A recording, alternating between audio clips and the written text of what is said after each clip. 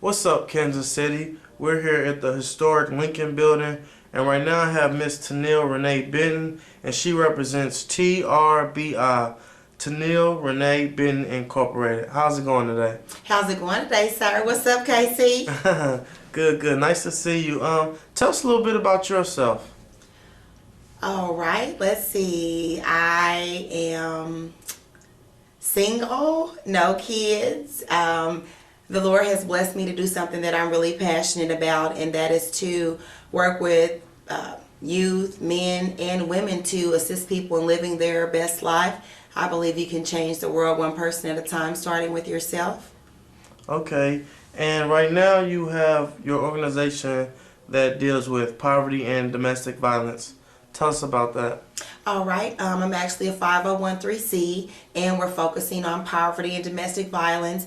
Those are two big problems plaguing the Missouri area, and unfortunately, I live in one of the worst zip codes in the nation, 64128, and I have just witnessed a lot of things in my community, and I feel like if you say something needs to be done, that you need to be the one to change it.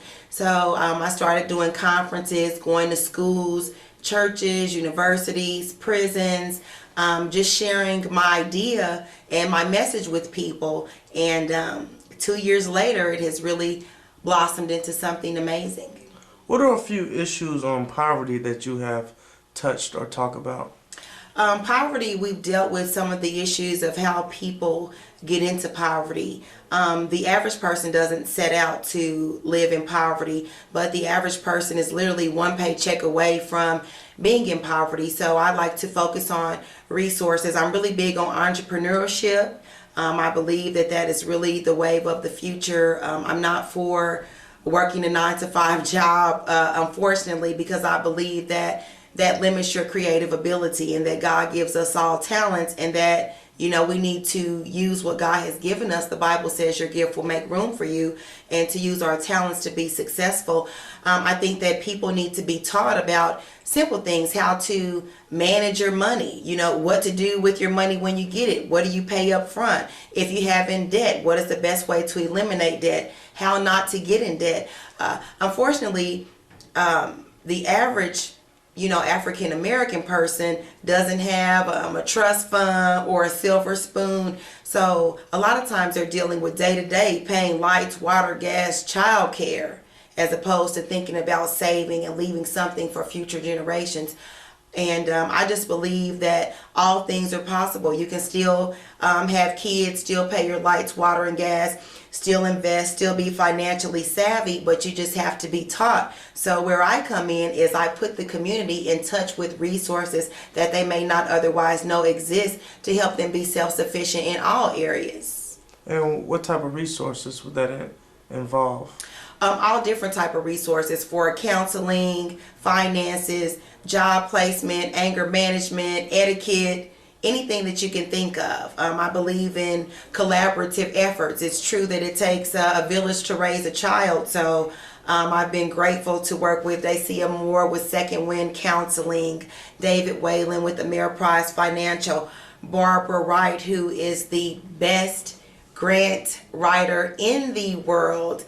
Anything that you can think of, if God has given you an idea and you are sincere and you want to see it on paper and get the money to get it to the next level, there is no other person that you need to speak with than Barbara Wright. She's at certifieddreambuilder@yahoo.com. She's also on Communiversity, and she's on UMKC's website. So please check out all those places and take her classes. She's amazing, and the tools and information that she has given me has actually allowed me to quit my job if I wanted to. However, now I'm actually going to keep my job and use that, for some other things, and let my 501(c)(3)s and some of the other businesses that I have work for me on the back end. When you talk about poverty, does that hit home for you in any way? It hits home for me, but not for me myself. I was fortunate to grow up and have the best of everything. I even though I'm with a blended family, my dad was awesome. He passed away of cancer. My stepfather, David Scannell, is amazing. And I don't even feel like he's my stepdad. I mean, I really feel like he's my father, and he never made me feel like a stepchild. I've dealt with poverty in dealing with some of my other family members. I had a cousin, actually. We found out that she was actually sleeping in a car 3 blocks down the street from us. And you know, we went and tried to get her to come with us, and because the mentality of her mother, she didn't let her come, because she's like, y'all not going to get my food stamps, you're not going to claim her on income taxes. And I don't know nothing about food stamps or claiming anybody on income taxes. It's that she's my family member, and it's no reason for her to be sleeping outside in a car when we have 4 or 5 bedrooms or 2 or 3 houses, and she can come, eat, sleep, rest, be content, and be a child. And because her mother, you know, denied us and her that opportunity, you know, my little cousin is out in the streets, baby's out of wedlock, she's illiterate. I mean, poverty really is a generational curse, and it is a cycle that has to be broken. One person at a time, starting with yourself. And no is not an option for me. I really believe that what God has given me, if people will be receptive, you don't have to be in poverty. You don't have to be broke. You don't have to be in abusive relationships. You don't have to have low self-esteem. But you, as the individual, have to make the choice. My dad, David Scannell, always says life is about choices, and your life is one big decision after the other.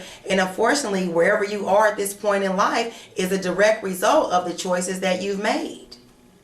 Okay, taking a step back from poverty and talking about domestic violence, what type of issues have you seen in our community that you would like to discuss? As far as domestic violence? Yes. All forms of domestic violence. As I've gotten into this, I learned that domestic violence is not about, I used to think it was just like a man and a woman, a husband and a wife. Domestic violence can be anybody. It can be a mother and a father, a mother and a child. It could be a boyfriend and a girlfriend. Domestic basically just means that it can happen to anybody. Something that really disturbs me, though, is the teen violence that's going on. According to the CDC, about 75% of all young girls between the ages of 13 and 18, I believe it was 75% of them will have experienced domestic violence at least twice. During that short time span, 13 to 18, I mean, when I was between 13 and 18, I wasn't dating. I mean, I wasn't thinking about boys. I was in school. I was preparing myself to college and to go to the next level. And I think that that's something that's really big in our community. I've lost several friends and relatives to domestic violence. One of my best friends was killed 2 years ago by her husband. He marched her in the basement, shot her in the face, raped her, and only got 3 years. The sad part about that, though, is he had 10 DUIs. Before that, he had just got a DUI 2 weeks prior and killed 2 people. So why would you even be free and out on the streets and allowed to have bond for you to turn around and take her life? And why is her life only worth 3 years? That's deep. Speaking on domestic violence too with relationships, I think it's pretty much skyrocketed in the last couple of years. You've not only seen males be violent on males and females on females, but now you've seen a lot of males attacking the females. Why do you think that is? I think it's because of insecurities on both parts. I'm a firm believer that people will only do what you allow. So I feel that the man, of course, no man has any right to put his hands on a woman. By no means. It's not justifiable. However, generational curse. He probably saw his dad beat his mom. She probably saw her mom in abusive relationships or have several men in and out the home. So what we look out on the outside looking in is, oh my God, to them it's normal.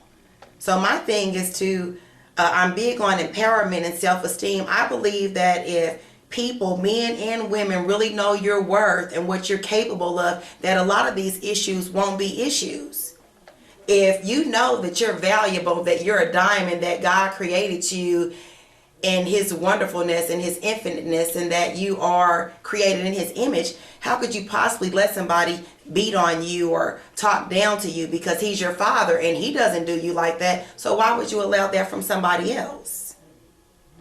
But like I said, I believe you have to be taught. It is truly like learning how to tie your shoe, read, curse. I mean, you have to be taught. And sometimes, unfortunately, we have to teach our young men and young women that they are valuable, that you are worth something. You know, your ideas matter. You spoke on women knowing their worth, and you have an acronym for the word beautiful. Give the people a little feedback on that.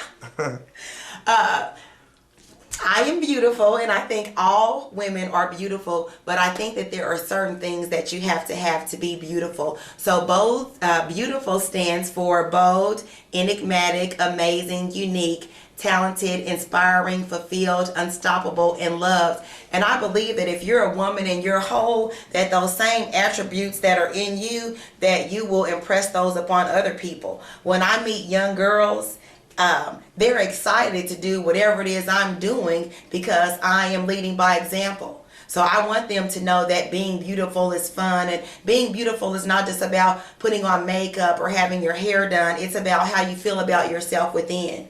With no makeup, with my hair not done, with me in the sweats at home watching Oxygen Snapped, am I still content with who I am?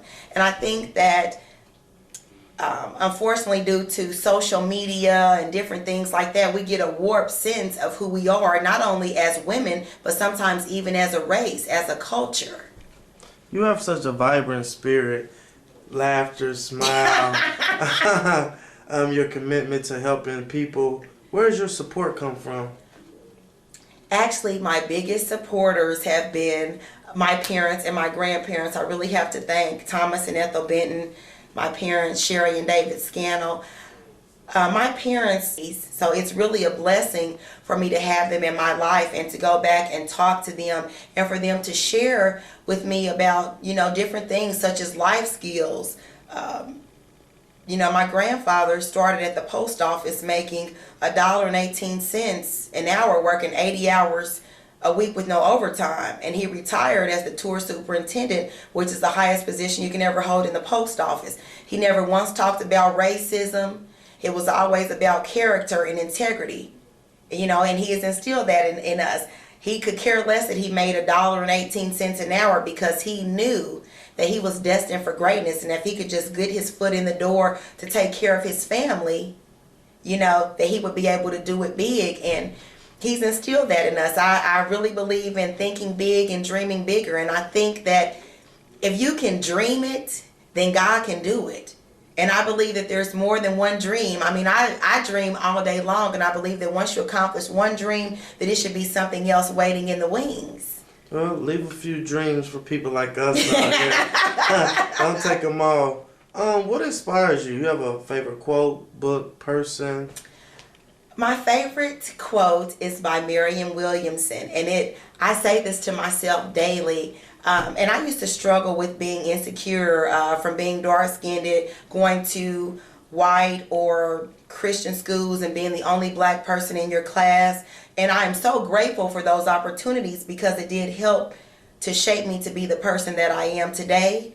But I think it's easy for me to relate to people on certain things because I've been there and done that.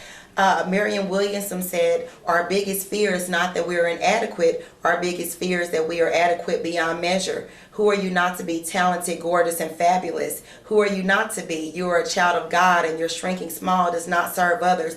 Only as you let your light shine will your presence liberate others. And I don't think anybody else could have said it better. Those are truly words to live by. Are you working on one of your famous quotes? You know what? This is one of my favorite quotes, and I'm really thinking about getting it trademarked. But my line is, I am who I thought I was. Right. And I truly have learned that after 37 years that I am who I thought I was. I tell my friends, I knew who I was in the world, and I know who I am in the Word. Okay, so how do we get in contact with Miss Tennille Renee Benton Incorporated in case someone out here is having poverty or domestic violence, or they know someone, or just want to get a little bit more informed about these situations, how do we get in contact with you? Well, I'm Tennille Benton at Yahoo, TENNILLEBENTON at yahoo.com. My phone number is 816-288-1472. In a couple months, you'll be able to go to my website, TRBI.com. I do speaking engagements, anything you need, any resources you need. If you call me, let me know your situation. I will most certainly put you in touch with someone, whether you need a domestic violence shelter, a lawyer to help pay legal fees to get you out of domestic violence situation, anger management, job training, career development, anything that you could possibly think of, counseling, finances. Anything that you can think of from A to Z. I like to think I'm a one-stop shop and that I have somebody in my collaborative to help make it possible. I would like to, if I could, give special thanks to two very important people. Dacia Moore from Second Wind Counseling and Barbara Wright with Certified Dream Builder. I pray for the Lord to put me in touch with people that I wouldn't meet ordinarily, because I am super. But then God puts the natural, and then that makes me supernatural. But no, seriously, these ladies have supported me since day one. Dacia has actually watched me grow up, witnessed me go through some things, domestic violence issues of my own, insecurity, some different things, and seen me get on track. So for her to support me and come and speak to the ladies about different issues and counsel the women and support me has truly been amazing. I would not be where I am today if it wasn't for Barbara Wright. She actually wrote my 501(c)(3) for me and is actually writing my grants. So God puts people in your life for a reason. I believe in fostering relationships. That's something that we as women don't do often. And so I'm really grateful to have a good support system of women who are like-minded, who want to affect change and believe that you can change the world one person at a time, starting with yourself. Great. You touched on some good topics, great quotes, a lot of important people in the community that are helping out. We'd like to thank you once again for being on What's Up Kansas City. Any quick last words for our viewing audience? Any quick last words? I want to leave you with 3 books that are must-haves. Mr. Rick Ross gave me these books. I would like to just give a wonderful shout out to Mr. Freeway Rick Ross and Richard Baker, Mr. Rick Hard from Hollywood, California, for coming up here to support me during my Stop the Violence event that we did December the 1st through the 7th. We're also going to do this again in April because the response was so overwhelming. But he gave me these 3 books to read, and they have changed my life. One was As a Woman Thinketh by James Allen. It's amazing. I've read it about 4 times in 3 weeks because that's how good it is. The Richest Man in Babylon, and then Think and Grow Rich by Napoleon Hill. I really believe if you will read these books and commit them to your heart and to your mind, that the best is yet to come. You have no reason, there's no way that you can read those books and not be successful. There's just no way in the world. All right, well, you heard it first from TRBI, Miss Tennille Renee Benton Incorporated, dealing with poverty and domestic violence. We'd like to thank you for watching What's Up Kansas City. What's up, KC? You can check out more videos on whatsupkansascity.net and CascadeSports.tv. I'm Marlo Garlington. Thanks. CMG wants you to always remember, the victory we call success goes to the best prepared. When you invest in your community, you're really just investing in yourself. Thanks.